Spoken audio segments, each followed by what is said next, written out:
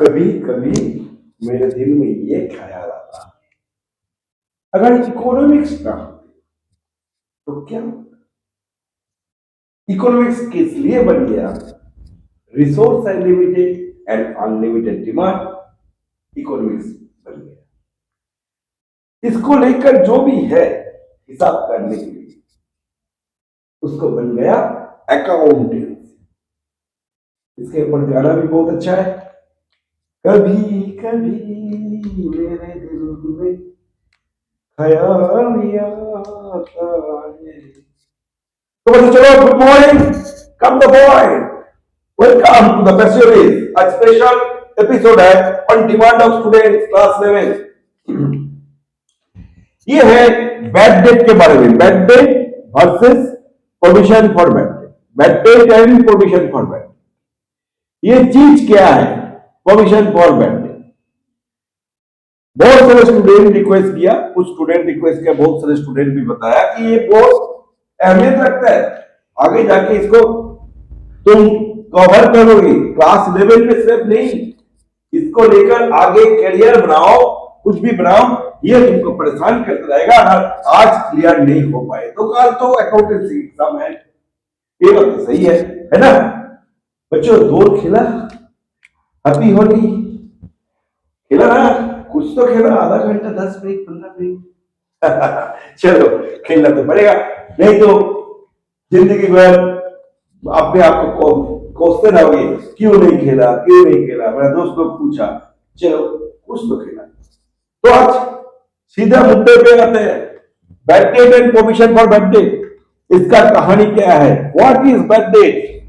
ऐसे तो डेट का मतलब है जो तुमको पाना है, मतलब तुम जो पाओगे वही है डेट, और ना पाओगे बैड डेट। अगर ना पाओगे बैड डेट, उसको डिस्काउंट भी नहीं कह सकते। डिस्काउंट तुमने छोड़ा, ऐसे भी नहीं कह सकते हो।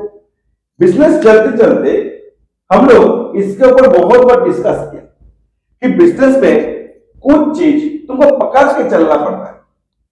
परचेस कर रहे हो, सेल कर रहे हो, तो परचेस आगे जाके वो जो क्रेडिटर है तुमसे पाएगा रुपया, वो भी कुछ जगह पे सोचते हैं कितना तक वो हमसे रिकवर करते हैं। हम भी सोचते हैं कितना तक उससे कम दे। बिजनेस का उसूल ऐसे ही है, जितना कम दोगे उतना इनकम है, उतना ही प्रॉफिट है। वो अलग सा कॉन्सेप्ट है। और बिजनेस में जो तुम पाओगे अगर ना मिले तो उसको कहते हैं बैड डेट। तो चलो बैड डेट तो इसके बारे में सोच लिया। बैड डेट, डेट का मतलब है जो तुम पाने वाला था, बैड डेट। बिजनेस में ये जो बैड डेट है ये बहुत अहम भूमिका है, क्योंकि मानो कि डेटा कैसे पैदा होता है? सेल से पैदा होता है, क्रेडिट सेल से पैदा होता है। डेटा पैदा होता है क्रेडिट सेल से। डेटा मानो कि तुम्हारे पास 1 लाख है, आगे जाके तुमको जानकारी मिला कि ये 5,000 रुपया नहीं देंगे, कोई दिन ईयर या फाइनेंशियल ईयर तुम जान गए कि ये नहीं देंगे 5,000 रुपया, तो तुम उसको डिक्लेयर कर दिया, क्या बोल के? बैड डेट बोल के। Bad debt 5,000 rupees, 5,000 rupees bad debt. तो कुल मिला के डेटा आ गया 95,000। ये पहले जर्नल जो होते थे, जहां से हमने शुरुआत की थे, जर्नल में तुम बैड डेट अकाउंटेबिलिटी डेटा, तो डेटा को घटा दिया, 95,000 रुपए डेटा आ गया, जो तुमको ट्रायल बैलेंस में शो करेंगे। बैड डेट शो करेंगे 5,000 रुपया और ट्रायल बैलेंस में डेटा शो करेंगे 95,000। कभी तुमने ये सोचा ट्रायल बैलेंस में दोनों चीज डेबिट साइड में शो करता है? दोनों चीज डेबिट साइड में शो करता है, डेबिट साइड में शो करता है। डेटा लिखोगे वो एसेट के तौर पे 95,000, और बैड डेट लिखोगे एक्सपेंस के तौर पे या लॉस के तौर पे वो 5,000। कुल मिला के 1 लाख। ये मैजिक लगा। लेकिन कभी कभी तुमको ये ट्रायल बैलेंस बनाने के बाद जब you are to prepare final account भैया, finance statement like trading account, profit and loss account and balance sheet, उसमें तुम देखते हो क्या कि फिर से और 3,000 रुपया नहीं दिया, उसको कहते हैं एडिशनल बेड, उसको कहते हैं एडिशनल बेड।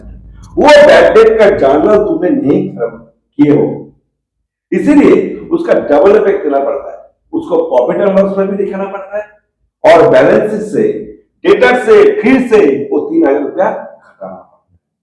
तो चलो, हम ज्यादा इसके ऊपर नॉलेज आज देने से फायदा नहीं है, कल एग्जाम है, जस्ट इसका एक फॉर्मेट है, ये फॉर्मेट मैं दिखाना चाहता हूं और वो फॉर्मेट को ध्यान से देखो।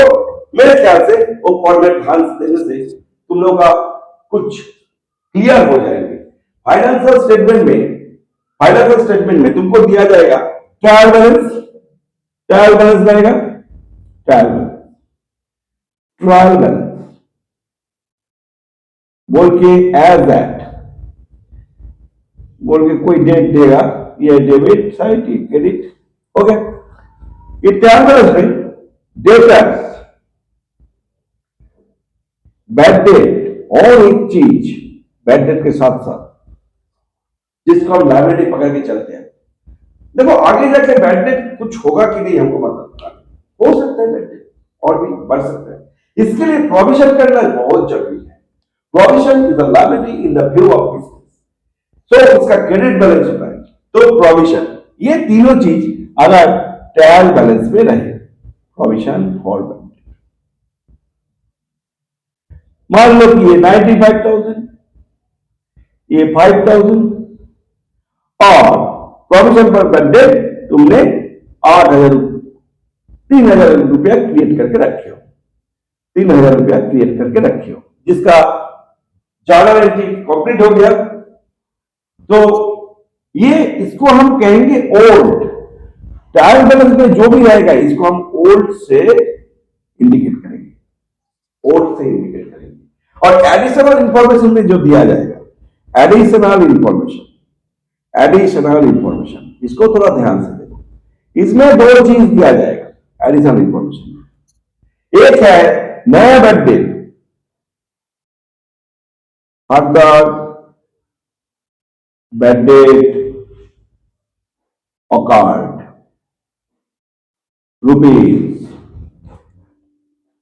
₹3,000 and a provision made 5% on debtors। इसका मतलब क्या है? इसका मतलब हम दिखाना चाहते हैं ऐसे रहेंगे, इसका फॉर्मेट हम दिखाएंगे काल के लिए। बाकी इसका लॉजिक जो है मैं जब बैड डेट के ऊपर डिटेल डिस्कस करूंगा मैं जरूर डाउनलोड करूंगा, और किसी को जानना है जो हायर स्टडीज कर रहे हो या करने वाला हो तो हमको कमेंट्स करो, हम जरूर उसको दिखाएंगे।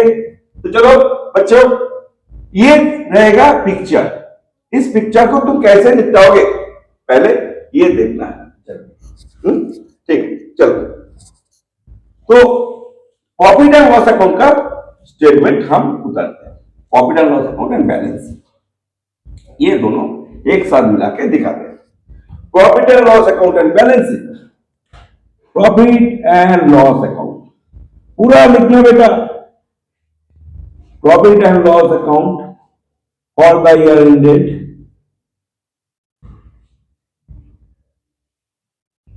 Profit and loss account T format में होता है, अमाउंट ही सिर्फ रहता है, अमाउंट ये तो पार्टिकुलर है, डेबिट क्रेडिट लिखना मत भूलना क्योंकि ये टी फॉर्मेट में है। हालांकि बैलेंस शीट में भी टी फॉर्मेट होता है लेकिन उसको स्टेटमेंट कहा जाता है, ठीक है, वहां पे बिजनेस का हेल्थ दिखाता है। ये जो बैलेंस शीट हम उतारते हैं ना, बैलेंस शीट में बिजनेस का हेल्थ दिखाता है, इसीलिए इसको स्टेटमेंट कहा जाता है, बैलेंस शीट एज दैट, इसीलिए इसको एज दैट कहा जाता है। इसमें डेबिट क्रेडिट नहीं होता बाबू, भूल मत करना, यहाँ पे लायबिलिटी या पे ऐसे, ठीक है बच्चों। अभी फॉर्मेट क्या है, फॉर्मेट को हम दोहराते हैं। तो तुम्हारे पास डेटर्स कितना था 95,000, उसका एक वर्किंग करना पड़ता है, वर्किंग करना जरूरी है। वर्किंग नोट्स में तुम दिखाओगे, वर्किंग नोट ध्यान से देखो, डेटर्स था तुम्हारा ट्रायल बैलेंस का बैलेंस 95,000, ठीक है, लेस न्यू बैड डेट, जो वर्किंग नोट दिखा रहा हो ना, ये पक्का एकदम एसेट साइड में बैठेगा। ये जो दिखा रहा हो ये पक्का एसेट साइड में बैठेगा।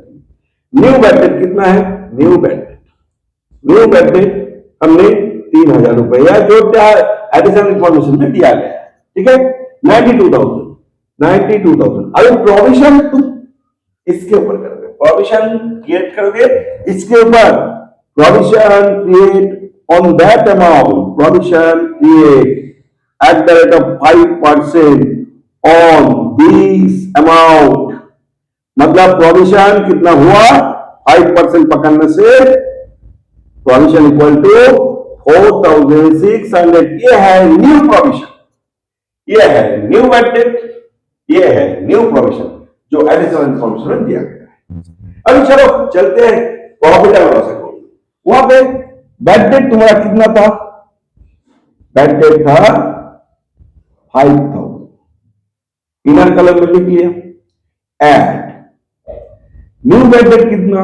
न्यू बैड डेट हो गया 3,000 जो यहां पे देख रहा है, इसको भी प्रॉफिट एंड लॉस चार्ज करेंगे 8,000। एड न्यू प्रोविजन क्या है? न्यू प्रोविजन ये कितना हुआ? 4,600।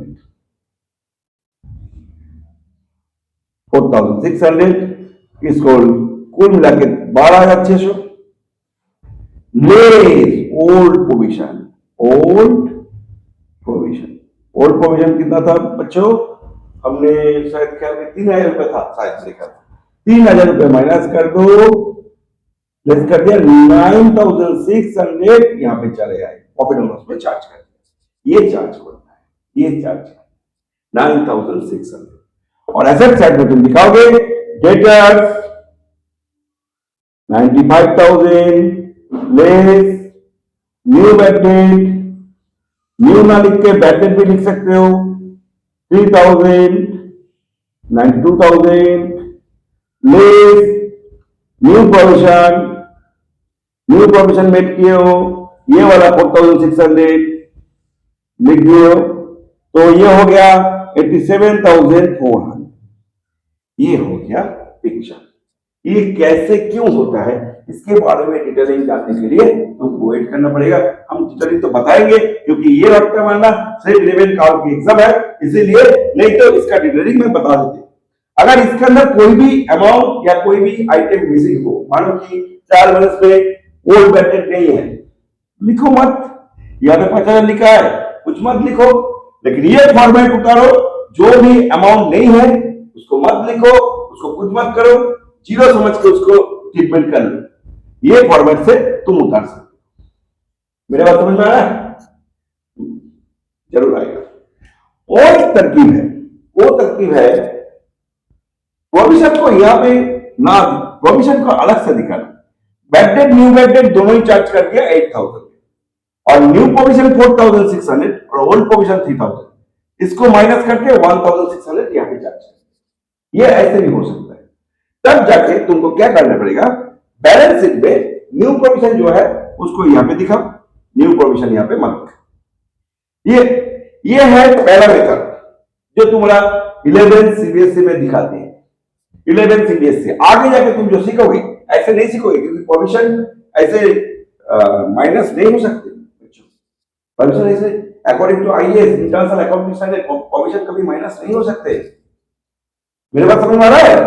प्रोविजन कभी माइनस नहीं हो सकते। और एक चीज ध्यान से रखना, अभी तो ये फॉर्मेट तुम्हारे लिए काफी है, काल के लिए इनफ है आई थिंक। और बाकी जो बच्चों दूसरे टाइप पे करने के लिए सोच रहे हो वो भी सही होगा। अगर अमाउंट ऐसे ही रहेगा तो सही होगा, उसमें कोई दिक्कत नहीं। दूसरा एक टाइप होता है मैं वो एक बार दिखाता हूं।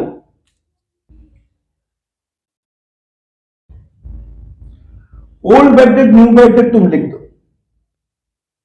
दूसरे टाइप जो है यहां पे न्यू प्रोविजन मत करो।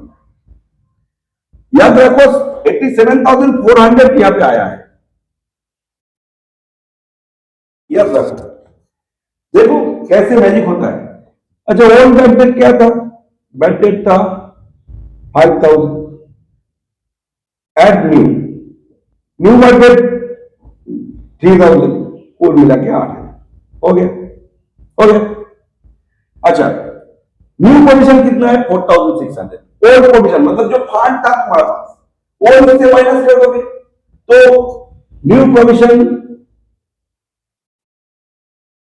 4,600 लेस ओल्ड प्रोविजन 3,000, 1,600, कुल मिला के 9,600 ही आया ना। ये मैजिक नहीं है, ये सिस्टम है। इसीलिए सिस्टम ये भी मैं दिखा सकता हूं, ये आगे जाके तुमको करना पड़ेगा। कभी कभी कोई जगह पे ये दिखाया, किताब में, किसी किताब में दिखाया, किसी किताब में ना दिखाया, उसमें कोई मतलब नहीं है बच्चों। मतलब यही है कि इसको करना है। और बैलेंस शीट में क्या करोगे? नए प्रोविजन के दिखाओगे। देखो ये 92,000 यहाँ पे दिखा दिया, और यहाँ पे provision for bad debt, new provision कितना है? 4,600। ये यहां से माइनस करो, देखो कुल मिला के बैलेंस 87,400 आ गया। ये मैजिक नहीं है, ये सिंपल डेबिट क्रेडिट रूल्स है, सिंपल जाना है, ये मैजिक नहीं है। मेरे ख्याल से ये सेकंड वाला मेथड भी तुम देख सकते हो, पहला वाला मेथड भी देख सकते हो। पहला वाला मेथड सीबीएसई फॉलो करते हैं 11 के लिए, बाकी आगे जाके सीएसई में जो भी करोगे उसमें तुमको इस प्रोसेस में जाना पड़ेगा। ये ओरिजिनल प्रोसेस है, लेकिन अभी दिमाग में मत घुसाओ, पहले इसको देखो। और कुछ चीज एडिशनल इंफॉर्मेशन में दिया जाएगा, जैसे मैनेजर्स कमीशन आफ्टर चार्जिंग और before charging of first profit. तो इसके लिए मैंने पहले भी बता दिया, इसको थोड़ा ध्यान से देखो। वर्किंग नोट में पहले नेट प्रॉफिट निकाल लो, उसमें अगर आफ्टर चार्जिंग है तो उसको उसी हिसाब से प्रॉफिट मैनेजर्स कमीशन निकालो और उसको चार्ज करो और नेट प्रॉफिट निकालो, जो कैपिटल में ऐड हो जाएगा। एक चीज।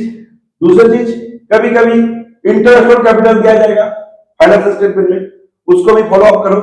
कैपिटल जितना भी है थोड़ा, उसका पर इंटरेस्ट पकड़ो और कैपिटल के साथ ऐड कर दो।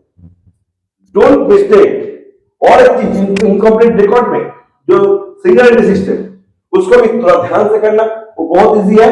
डेबिट से क्रेडिट से निकालते हैं, क्रेडिट से क्रेडिट परचेस निकालते हैं, और ओपनिंग स्टेटमेंट ऑफ कैपिटल से ओपनिंग कैपिटल निकालते हैं। अगर ओपनिंग कैपिटल निकल गया, उसके साथ add further capital introduce, less join, add interest on capital, हो गया एडजस्टेड कैपिटल, क्लोजिंग कैपिटल के साथ डिफरेंस करो तो नेट प्रॉफिट निकल जाएगा। तो चलो बच्चों, आज के लिए इतना तक। अगर और कुछ चाहिए मुझे कमेंट करो या मुझे फोन करो, मैं जरूर उसका वीडियो बना के दे दूंगा। चलो बाय।